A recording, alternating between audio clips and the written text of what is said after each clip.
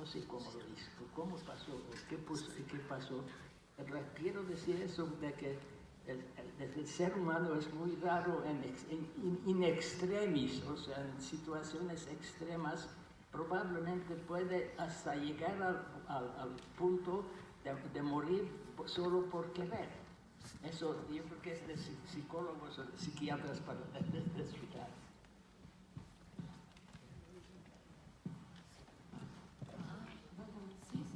Aquí hay una pregunta de cómo sobrevivieron y qué sintieron al momento de sobrevivir.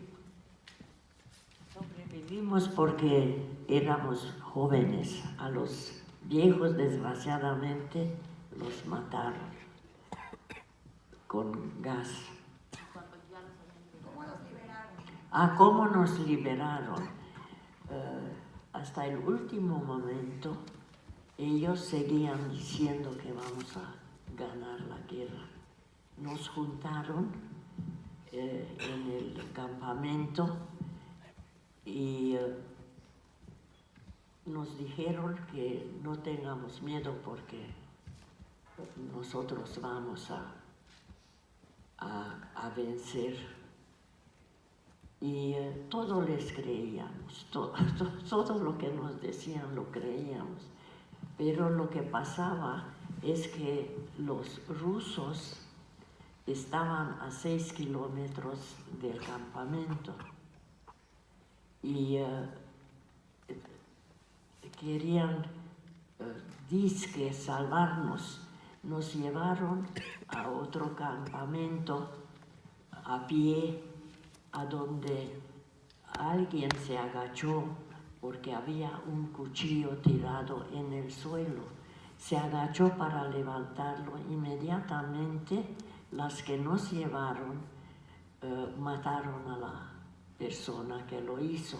Y después se les ocurrió que a cada 10º lo van a matar.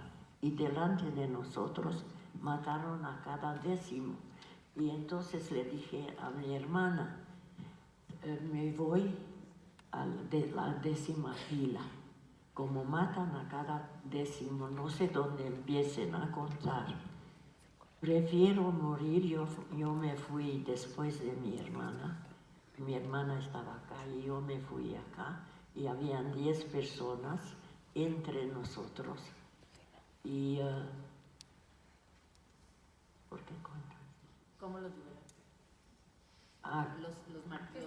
O sea, les hicieron la marcha. Esa marcha es la que ustedes han estudiado como la marcha de la muerte, que ahora es lo que van a ir a hacer.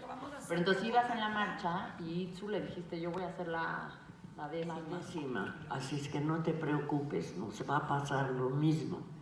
Y nos llevaron a otro campamento y pues ahí estuvimos. Cuando ya liberaron Auschwitz, no nos encontraron en el campamento, estábamos en otro campamento y pasamos como más o menos 4 o 5 meses allá. Después de eso, nos llevaron a otro campamento, que también era un campamento de matanza, ¿cómo se podría decir? De exterminio. Pero estaba debajo del suelo y arriba oíamos el paso de aviones. Eran los americanos. Entonces nos sacaron, como estaban encima del subterráneo a donde nos llevaron, nos sacaron al patio para que nos toque alguna bomba. Y ellos destruyeron el subterráneo y no nos tocó a nosotros. Eran americanos. Y después de 5 meses ya fue la liberación. Tenemos muchas preguntas, a lo mejor no alcanzamos a contestar todas, pero vamos a ir eligiendo algunas. Aquí tenemos, nos preguntan cómo eran sus vidas antes de todo esto, cómo fue empeorando la situación poquito a poquito, cómo vivían a lo mejor en una ciudad o vivían en un pueblo. Vivíamos en en la capital, no de Rumanía, sino de, ¿cómo se dice? Transilvania. Era parte de Rumanía en aquel entonces. Los húngaros y los rumanos siempre se peleaban por el...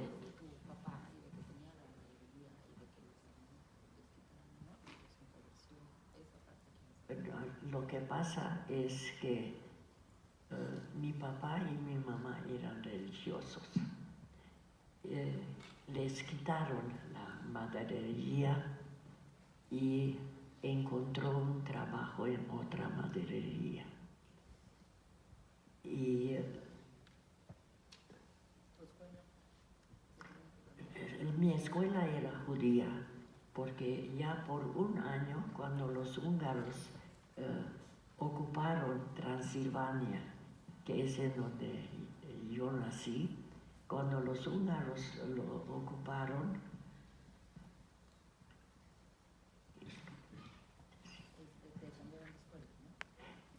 por un año no nos recibieron en ninguna escuela.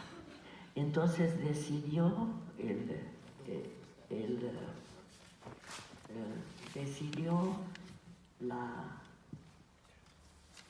directora de pedir de Budapest a las maestras húngaras, que también las despidieron y no las dejaron seguir dando clases, que vinieran a Cluj, que en Hungría se llama Kolozsvár, y después de un año empezamos a estudiar con ellas, y era una escuela puramente judía. Nada. Quisiera señalar algo. El antisemitismo no nació de noche a la mañana. En Hungría el país siempre ha sido antisemita a mayor grado, con el apoyo de Alemania, antisemita y odiando a los judíos. Empezaron a poner leyes contra los judíos. Primero, no podían ocupar ninguna profesión. Médicos judíos no podían trabajar en el hospital, abogados no podían alegar ante la corte. Después apretaron más, quitaron los radios. ¿Por qué? Porque durante la guerra los radios, cuando menos de mayor potencia, estaban escuchando las noticias del BBC de Inglaterra. Y eso nos dio ánimo porque la guerra iba muy bien en favor de los aliados, ¿no? Entonces quitaron los radios. Luego empezaron a racionar los alimentos. Los judíos recibieron raciones menores. Luego dijeron que todos los hombres hasta los 58 años, sin considerar su estado de salud, enfermos, no enfermos, si podían moverse, tenían que ir a batallones de cargar para servir a los combatientes soldados en la frontera, ya no en la frontera, sino dentro de Rusia, porque como ustedes saben, Hitler atacó a Rusia en 1941 y casi llegó a Moscú. En Stalingrad sufrieron una derrota terrible, y entonces los alemanes tenían que evacuar los campos de concentración, pequeñas partes de Rusia, la mayor parte de Polonia, tenían que ir retirándose. Entonces cargaron a los campos de concentración que existían no solamente en Polonia, sino en mismo Alemania y en Austria, que yo mencioné. Mauthausen es Austria, y en Alemania había uno que se llamaba Sachsenhausen. Es lo que los soldados americanos, con el general Eisenhower, que era el jefe de los aliados, primera vez vieron lo que es un campo de concentración. Imagínense ustedes cerros de cadáveres amontonados, emaciados todos por falta de comida, amontonados porque ya no tenían tiempo de deshacerse de ellos. Las barracas como estaban no tenían nada más que estantes para dormir, de dos a dos. ¿Y cuántos dormían? Bueno, según lo que estaba el campo ocupado, si había demasiada gente, en uno dormían 2, a veces en uno dormían 3. Entonces tenían que ponerse de acuerdo que ahora volteamos a la derecha y ahora volteamos a la izquierda para los 3, porque si no, no se podía. De modo que el curso de la guerra ya señalaba de que Alemania iba a ser vencido, pero todavía daban los últimos patadas, como quien dice, y trataron de borrar lo que había en los campos de concentración para que no quede huella. Parte de mi familia murió cuando ya la guerra estaba terminada y venía un grupo de soldados alemanes, le llamaban SS, que esos eran las entidades que se encargaban de ejecutar los judíos y manejar los campos de concentración. Entonces, de venganza o de coraje, mataron a la gente ya cuando la guerra ya estaba terminada. O sea, la crueldad no se desvanece. De modo que eso de los campos de concentración es nada más es un síntoma, considerándolo así, porque es un síntoma de la crueldad a donde el ser humano es capaz de llegar por odio, ya sea de origen religioso, de política o de lo que sea. ¿Puedo hacer una pregunta?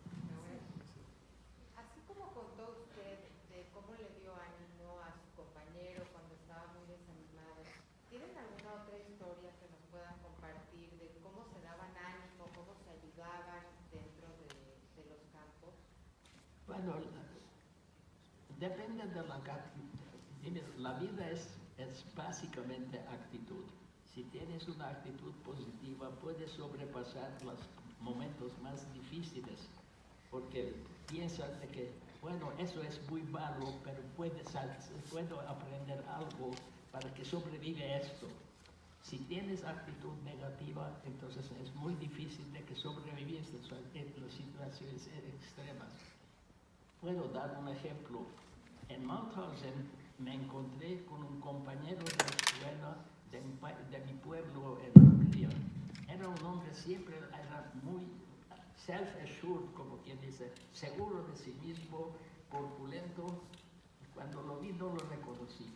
Era como 20 kilos menos de lo que normalmente tenía, sucio, desaliñado y lloriqueando, que yo nunca me imaginaba que este carácter es capaz de que empiece a llorar, pero le dio mucha alegría que me vio, porque yo en cambio era muy positivo y dije, qué bueno que te veo, vete a bañarte, porque al lavarte yo te doy alguna ropa de lo que yo tenía, porque ya la guerra está por terminar, aguántate, vamos a vivir.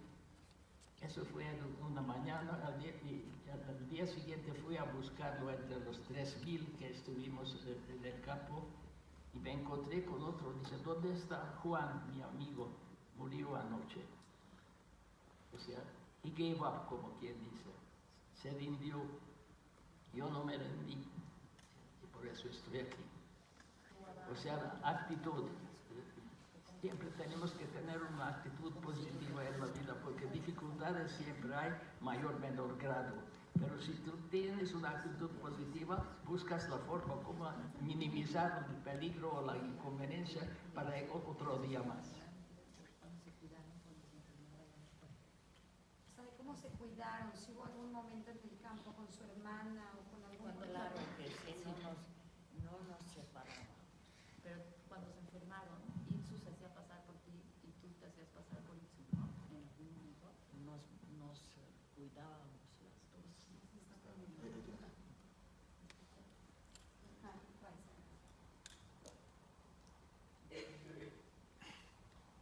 Crecimos juntos. 2 hermanas, ¿no? 2 hermanas. Ella tenía 3 años más que yo. Y claro, no, cuál era la enfermedad no supimos nunca, pero hemos perdido como 30 kilos les voy a traer o voy a mandar un libro en que dibujé todas las escenas que a mí me parecieron importantes, y por favor lo pasan de uno al otro porque habían 2000 y todos los repartimos entre la gente y me quedan 3. Voy a regalarles uno que guarden en las oficinas y lo enseñen a quien le interesa saber, pero nunca lo llevaron, nunca deben de llevarlo de acá, si me lo prometen. Prometidísimo. Esas pinturas las donó al Museo de Memoria y Tolerancia. Entonces, las pinturas que hizo están en el museo, no siempre las exponen a veces, y les tomaron fotos a las pinturas y las explicó en este libro. Ese es el libro que está haciendo. Exactamente. Sería bueno que tú hablaras en este. Nos va a encantar el libro, muchísimas gracias. Tal vez sí nos puedas Sí. contar un poquito de esta parte que dices que una se hizo pasar por la otra cuando estaban enfermos. Es que no sé si se acuerda ya muy Con bien. Itzu, era su hermana Itzu. Itzu. Con Itzu, Alejandra una vez me contó que se enfermó una vez una y a veces una se hacía pasar por la Me otra. cuidaba a mí y yo la cuidaba. O sea, como que ella. dejaba que una descansara y la otra hacía el trabajo de la otra para que no las cacharan, y luego pero entonces contagió a la otra, entonces como que estuvieron juntas Todo el toda tiempo. la vida. Sí, pero Pero su hermana sobrevivió también. Su hermana también sobrevivió. Sobrevivió y murió a los 80 años. Nos preguntan de sus familiares, la mayoría no sobrevivieron. Mi ¿Alguien sobrevivió? madre y mi padre murieron allá. Nunca los hemos vuelto a ver. Primero separaron las mujeres de los hombres y luego separaron los padres de los hijos. ¿Sabes qué les puedes contar? ¿Cómo Yo perdí toda mi familia, padres, abuelo, un abuelo que vivía con nosotros, tías, tíos, sobrinas. El único primo hermano mío que a los 14 años llegó a Auschwitz. A los niños los exterminaron de inmediato, pero este muchacho era muy alto y parecía más. Sobrevivió a los 15 años. Llegó a Israel, terminó como teniente general en el ejército, está retirado, vive en Netanya y dio clases en el Estado Mayor. Fue subjefe de la policía de Israel. Y actualmente tiene 87 años, 10 años menos que yo. Y gracias a Dios está muy bien. Preguntan también cómo reconstruyeron sus vidas y cómo se conocieron ustedes dos. Eso es muy interesante. Eso es broma. Pero, Pues, Esposo, sí. más breve. Bueno, yo iba a la universidad en la ciudad donde ella vivía. No la conocía a ella. Llegamos a México separadamente. Ella tenía familiares en México, yo no tenía nadie. Pero llegamos aquí más o menos el mismo año. Ella llegó en 46, yo llegué en 47. Había un evento en un club que existía para los judíos húngaros y alemanes. Había una rifa. En la rifa daban boletos. Ella estuvo con su hermana. Su hermana se fue a la casa, dejó el boleto y el boleto lo gané yo. Entonces, no, ganó ella, perdón, y yo tenía que entregar el premio, ya no me acuerdo qué fue. Y cité un poema de un escritor francés y parece que eso era la chispa. Muchachos. Apréndase los poemas. Entonces nos casamos hace 70 años y estamos aquí con actitud positiva. Bueno, aquí me preguntan si alguno de ustedes tiene algún número tatuado del campo de concentración. ¿Y qué sintió cuando se lo estaban haciendo? Enséñalo. El número significaba vida. A los que no le pusieron número, los mataban. No, será buena cosa. Cada quien quería meterse. De hecho, todos los jóvenes quedaron en vida y los viejos los mataban de todas maneras.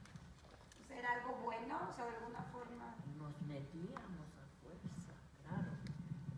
Nosotros nos imaginamos que los que le ponen número es por algo, es por tenerlos en grupo para llevarlos a trabajar, y los que no entraron eran los grandes.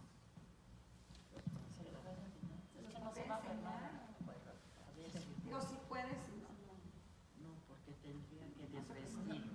La verdad no se ve mucho. Como que está borradito ya. Esta Se ve es como la parte sí. del número. Nos tenían bien controlados. Ya son 70 años desde entonces, ya no recuerdo todo. Lo único que no puedo olvidar ningún día son mis padres. Esos los recuerdo cada noche. Aquí me preguntan, para cualquiera de los dos, ¿cómo soportaba el cuerpo humano vivir con tanto trabajo duro y desnutrición? Pues los veíamos. En el libro lo van a ver, está pintado. Y somos huesos, nada más. Pellejo y hueso. No teníamos ni un gramo de grasa, algo. La comida diaria era un café. En Europa el café era muy caro. Ya lo conseguí. El espíritu domina el cuerpo, eso lo saben ustedes. Si, regreso a mi punto original. Si el espíritu es positivo, entonces dominas el cuerpo y tratas de administrar la fuerza. Eso también tiene importancia porque muchas veces tú puedes cansarte por algo que puedes hacerlo en otra forma que es menos cansante. Entonces, cuando sabes de que tienes limitada fuerza, tienes que tratar de administrarlo. Pero siempre pensando de que si tienes ganas de vivir, entonces te puedes sacar hasta la última fuerza que tiene tu cuerpo y todavía sigues vivo. Nos preguntan si pudieran escoger cuál momento adentro del campo fue el que más les marcó, el que más recuerdan, el que para bien o para mal, un momento que los haya dejado muy marcados. Si es que Bueno, es una... Yo puedo contar una pequeña historia. En 1943, 31 de diciembre, estuvimos con otros jóvenes en una fiesta. Es su cumpleaños el 31 de diciembre. Es cumpleaños. Es una coincidencia.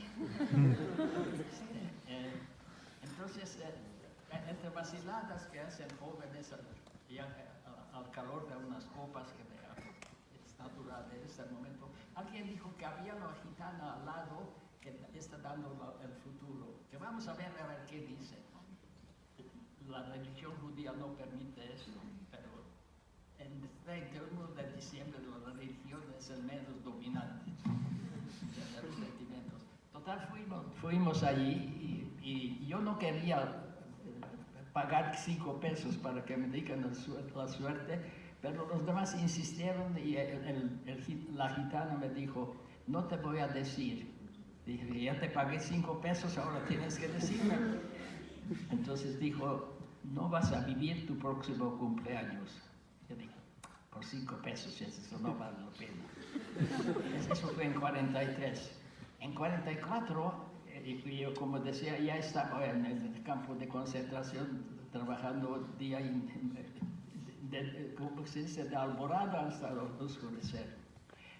En una mañana aparecen 5 S, muchachos de 18 años, porque ya Alemania tuvo que sacar lo último de los humanos, y venían a acusarnos de que alguien robó el par de guantes de uno de ellos. Era una locura. Por supuesto, nadie dijo que dónde están los guantes, entonces los alemanes dijeron, pónganse en fila, lo vamos a matar cada 10. Está loco, pero lo hizo. Entonces nos paramos allí y empecé a contar 1, 2, 3, 4, yo era el 10. Saca la pistola, empiezas a sacar la pistola y en este momento me acordé a la gitana. Le dije, caray, hoy es mi cumpleaños. Pero Dios es grande. Llegó un oficial de ellos y dijeron, vamos aquí ya, vámonos, tenemos prisa. Volvió a poner la pistola y se fue. Y ya mero va a ser su cumpleaños otra vez. ¿Ya va a ser su cumpleaños otra vez? Probablemente. No, seguro que sí. A estas alturas no estoy tan seguro, pero soy optimista. A ver, aquí hay una pregunta. ¿Qué hicieron después de salir de los campos?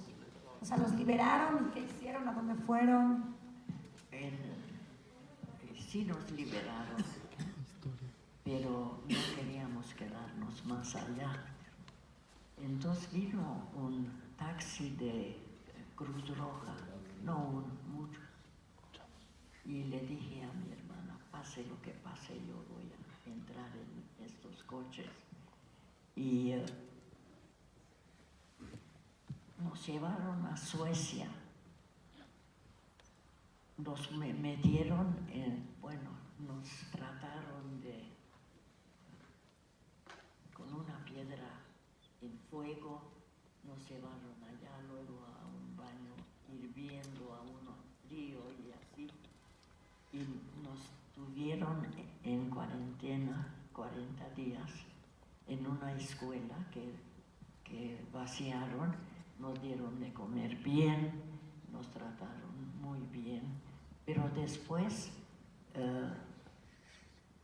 si te querías ir a tu país, te dejaron ir. Si no querías ir a tu país de regreso, porque ya no tenías casa, no tenías padres, no te aceptaban en Hungría. Y déjame recordar lo que quise decir. Nos ocurrió que teníamos una hermana que se casó y se vinieron a México porque vivía aquí un hermano del novio y él no quería volver a ser soldado en Hungría. Y decidieron salir y se vinieron a vivir acá. Y no recordaba su apellido, imagino, nada más su nombre. Y había un señor que yo creo que era ¿cómo se llama? Los judíos, el padre, ¿cómo se llama?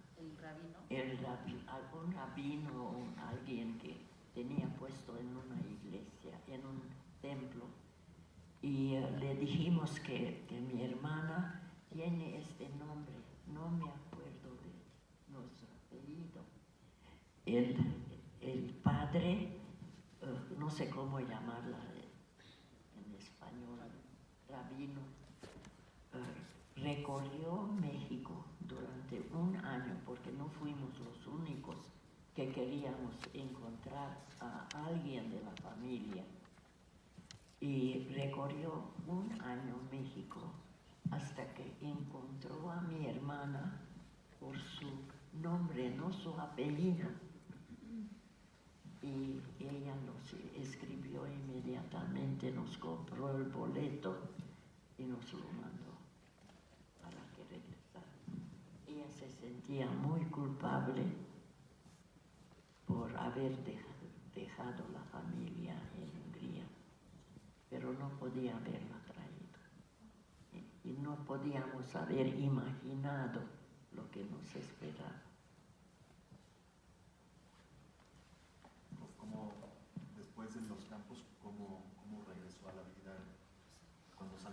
fue? Lo que quieren saber cuando salió, ¿a dónde fue? ¿Cómo fue que vino para acá? ¿Cómo fue que llegaron al campo? Lo primero que hice después de la liberación, yo estaba muy mal, en mal estado, pesaba 38 kilos, tenía tifoidea y tenía gangrena, para empezar. Pero me recuperé porque Dios es grande. Entonces quería saber qué pasó con mi familia. Y regresé a Hungría, me di cuenta de que solamente vivía una tía mía y dos primas. Una prima, perdón, la otra falleció. Entonces, en Hungría ya se fue dominado por el comunismo. Yo dije, un nazismo o comunismo es too much. Entonces di vuelta, regresé a Alemania, trabajé con el ejército alemán el ejército americano como intérprete y manejaba un campo de personas desplazadas esperando como yo a dónde voy a echar raíces. Entonces tenía un tío que después de la Primera Guerra Mundial vino a México como médico.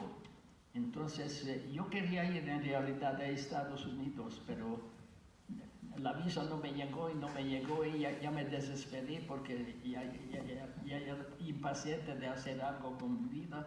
Entonces pedí a mi tío que me consiga una visa y llegué a México aquí. Empecé a hacer muchas cosas. En principio fui agente viajero, trabajé en un taller de automóviles. Luego me enredé en la industria farmacéutica donde militaba 30 años. Terminé director general de una empresa multinacional, binacional, inglés-americano, y me retiré en 1957. ¿Cómo 1957? ¿Perdón? ¿No te retiraste en 1957? No, perdón, no, me equivoqué a la fecha. Yo tenía 57 años. En realidad fue en 1976. ¿Les parecen 2, 3 preguntas más? ¿Podemos hacer todavía 2, 3 preguntas más? Yo sí. ¿Y aquí nos vamos a bailar? ¿Al bar? Eso me llama la atención. Ellos no, nosotros. Acá hay una pregunta, que si podrían perdonar a los alemanes. Bueno, tenemos que ser justos. No sé. Mataron a mis padres y a muchos padres. Nunca les podría. No entiendo, es un pueblo culto. ¿Cómo era capaz de tal animal? Se portaron como animal. No podía. Bueno, Personalmente, si conozco a alguien, desde luego no les voy a platicar ni los voy a odiar, pero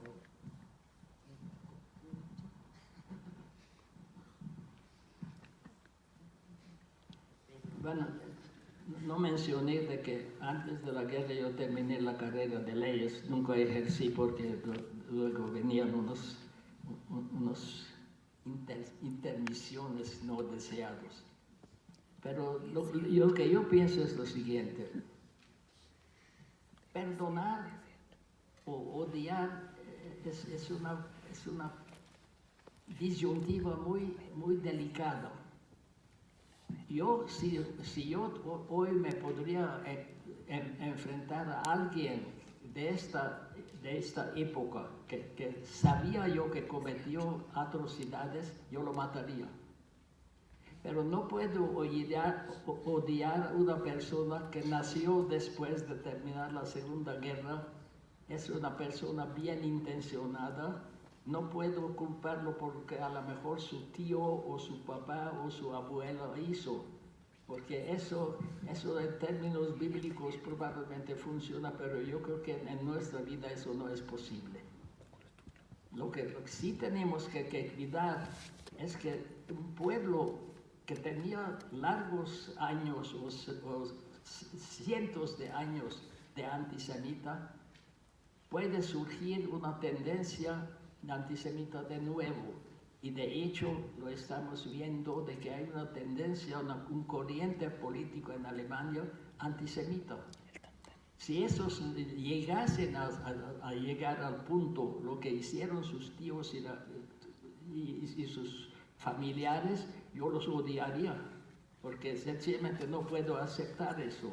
Pero tener a un alemán que nació después de 1946, 48, y es una persona decente, yo no puedo hacerlo responsable, no, ciertamente no lo puedo odiar.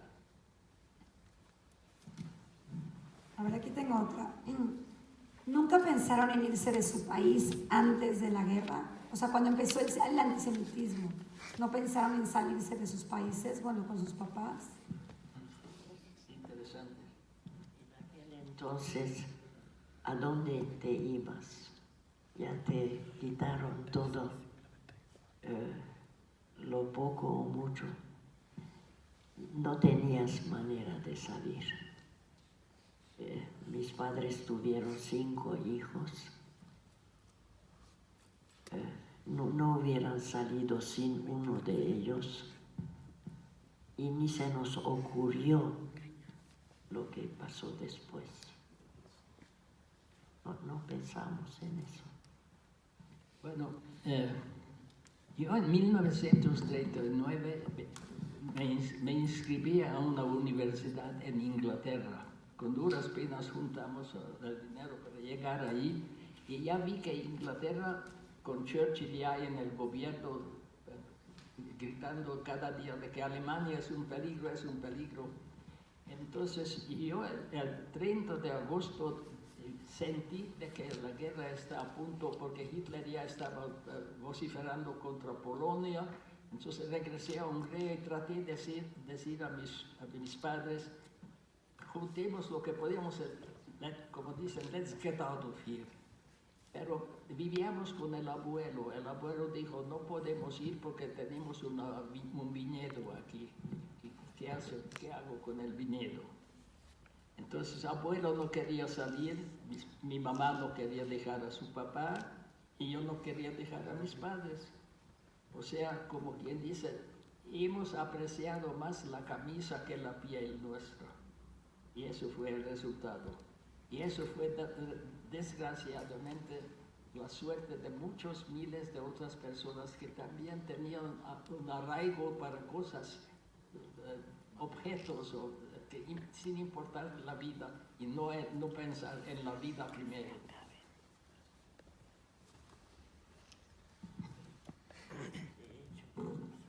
No pensábamos que va a ocurrir lo que ocurrió. Nunca, ni un pensamiento se nos pasó por la mente de fugarnos, de irnos. Yo nada más una pregunta, ¿qué No sí? permitieron en Hungría leer, o por lo menos en Transilvania, de donde soy, de leer periódicos o informar. De hecho, han escondido mucho la realidad, aún en los periódicos. Pero mi padre bajaba al ¿cómo se llama? Abajo, en la casa, como sótano, para escuchar un radio que si lo agarraban, que tiene este radio, inmediatamente venía el castigo, pero no lo quería hacer arriba para que nadie, ni siquiera la familia, pudiera enterarse. Nada más bien rápido, ¿pero qué sintieron? Pero nadie habló ni en el radio de campo de concentración. Cuando se conocieron ustedes dos en México, Sí. ese día de la rifa, y supieron que los dos eran sobrevivientes de la misma historia, ¿qué sintieron o qué hubo? Sí, no se podía esconder esto.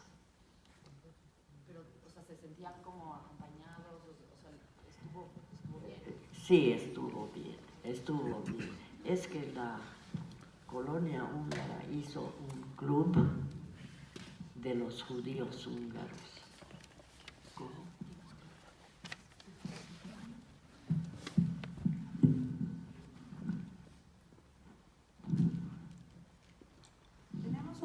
regalitos para ustedes de agradecimiento, una planta y unos libros.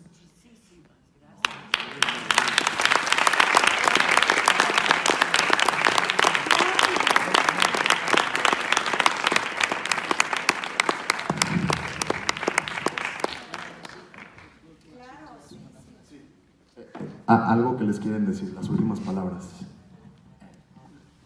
Solamente quisiera dar mi modesta opinión y una impresión. Cuando van a ir ustedes y van a ver en los campos de concentración, ustedes son jóvenes, su sensibilidad es incólume todavía, van a sentir estremecimiento en algunos casos. Tienen que sacar una conclusión de esto, que en el ser humano hay extremo bueno y extremo malo. Lo que ha sucedido en el Holocausto, por su dimensión, por su magnitud y por ser un acto científicamente preparado, es único en los holocaustos. Pero no tienen que olvidar ustedes que en la historia había otros holocaustos de menor grado, empezando con la guerra de Troya, con Cartago, Darfur recientemente en Sudán. O sea, ustedes que son jóvenes tienen que ser vigilantes en el entorno en que viven. Ahora hay una cosa muy de ventaja que no teníamos nosotros. Ahora se puede comunicar con este pedazo de metal que tienen en el bolsillo y que es su juguete preferido hoy en día. Pueden ustedes movilizar gente, pero gente de cientos y de miles. Lo hemos visto en Egipto y hemos visto en otro lado. Tienen que ser vigilantes ustedes para que si hay alguna ideología, si se puede llamar ideas esto, que peligra a ustedes o a su familia o a su país, ustedes tienen que actuar. No sean en la misma situación como nosotros. No teníamos a dónde refugiarnos, no teníamos oportunidad de organizarnos. Hoy se puede organizar una revolución en 10 minutos. Sean ustedes vigilantes, porque sobre todo nuestro pueblo, el pueblo judío, Am Israel Chai, cuando veo a ustedes, mi corazón está caliente porque veo jóvenes brillantes y con los ojos veo mucha inteligencia. Entonces yo creo que ustedes tienen el destino más en sus manos que lo que yo lo tenía siendo una minoría en un país antisemita. Piensen en esto y que tengan suerte.